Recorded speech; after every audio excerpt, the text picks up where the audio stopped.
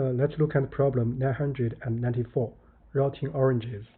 So for this problem, we're going to provide a set and check solution. Essentially, this is a breadth first search solution. However, it takes slightly different form. Typically, if we write breadth first search in an iterative fashion, so we are going to initialize a queue and then do the iteration. But here we just refer to the set data structure to write the code. So this can be regarded as a continuation of problem 1048. So first I'll look at the statement of the problem. Then I will explain the idea and write the code, and finally we test the code. So the statement of the problem. We are given an m times n grid where each cell can have one of the three values. So 0 representing an empty cell, 1 for fresh orange, and 2 for rotten orange.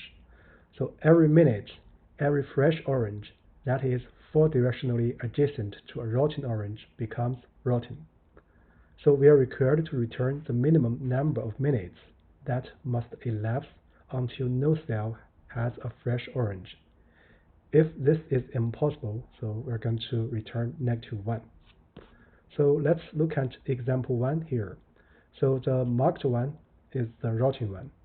So in the next minute, so if we examine the rotten ones, so this one and this one are the nearby ones. After 1 minute, they're going to get rotten. So we have 3 rotten oranges. Then in the next minute, all the nearby ones next to the rotten ones are going to get rotten. So we have 5 rotten ones. Then after another minute, so this guy at the middle of the last row got rotten. And in the minute 4, so the bottom right corner one got rotten. Then at this minute, all the oranges are rotten ones. So we are going to return 4 in this case. Example 2 is one example that we return -1. So as the explanation specifies. So example 3 is a trivial one because all the oranges are initially rotten, so we get 0.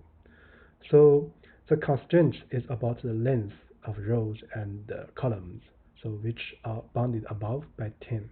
So this is basically a small grid. So before we proceed further, let me specify the method we're going to use. Here I would call this form of solution as set and check, but it's essentially a representation of breadth first search. So, but here the writing method or sort method is slightly different from the traditional traversal method. For example, in the traditional traversal method, for breadth first search, we initialize a queue, and for depth first search, we initialize a stack, and then we iterate. So here we are going to use a set to track the number of rotten potatoes, oranges. So here the main point is that we look sort of reversely. We check the fresh ones and check if there are nearby rotten ones to make this fresh orange got rotten in next minute. So we start from fresh ones and track the number, the count. So that's basically the idea.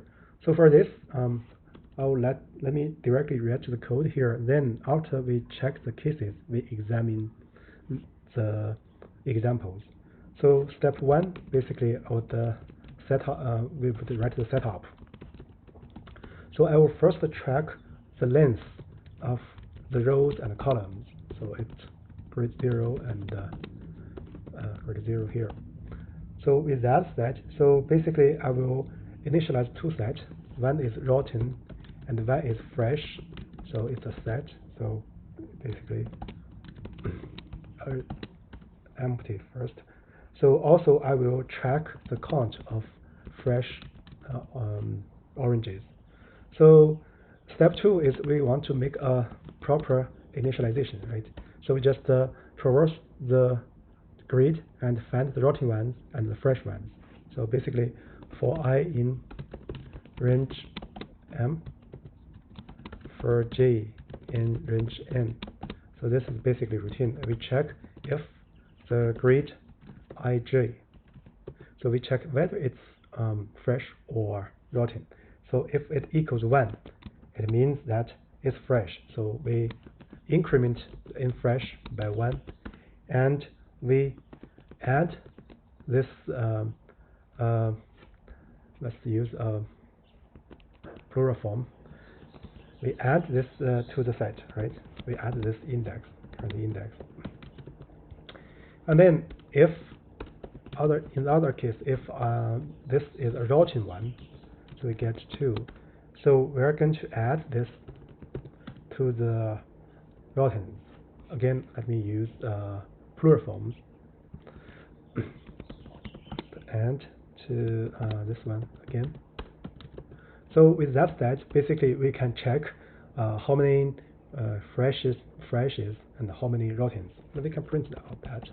So freshes, let's see, check for example 1. So we get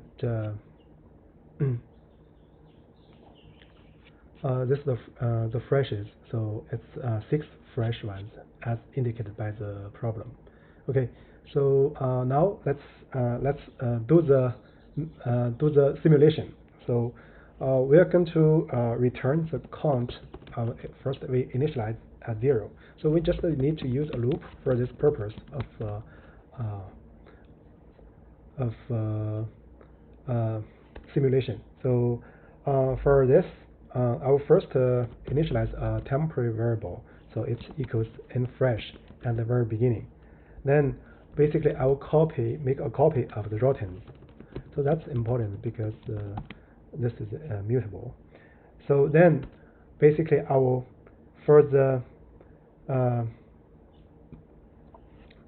will iterate among the fresh oranges. So for ig in freshes, also I use a copy for this. Then we want to check if this guy is adjacent to a rotten potato, orange. So in other words, we check if this set, basically the 4 directions, let's see, above, below, and left, right, has intersection with the rottens, right? That is the AUX in the current state. So if this is the case, this orange is going to be rotten. So after 1 unit time, so we'll decrement the count by 1, and then we need to remove this specific orange from the freshes because it got rotten. So we'll discard this one. So the difference for between the discard and remove method for set is that the discard will not raise error if the element does not belong to the set, and remove will raise error. So then we also update the rotten, right? The rottens are going to add this one, right? So now after this for loop, we're going to check if we are still getting new fresh oranges rotten. If not, actually we are achieving a stable state, right? So basically we will check if temp does not equal to nFresh. It means that in this iteration, so there are new fresh oranges got rotten. So then we will increment the count by 1, so another minute, and then we will reset the nFresh equals temp. Then we will iterate again. Otherwise, if temp still equals in fresh after this this traversal, then we are arriving at the stable state. We're going to break. So finally, let's pay attention to the return.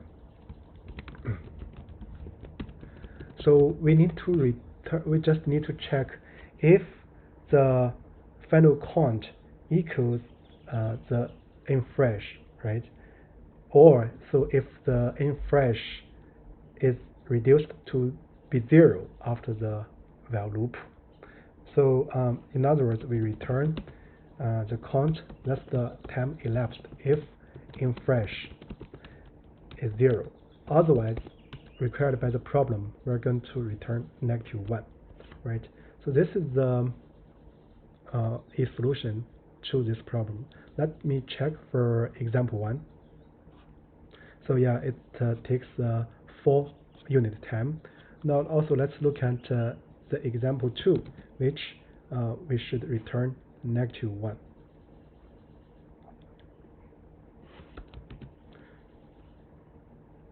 Oh, that's the case. And also the last one, which is a sad case, special case, or so we should return 0, right? So as a last comment about this solution, again, the main point is that we are switching the viewpoints. We are starting from the fresh ones and check if it has contact forward directionally with the routing ones. If this is the case, it will get routing in next unit time. So then essentially this, I will call it a set and check method, and essentially it's a breadth first search. That's it. Thank you for watching.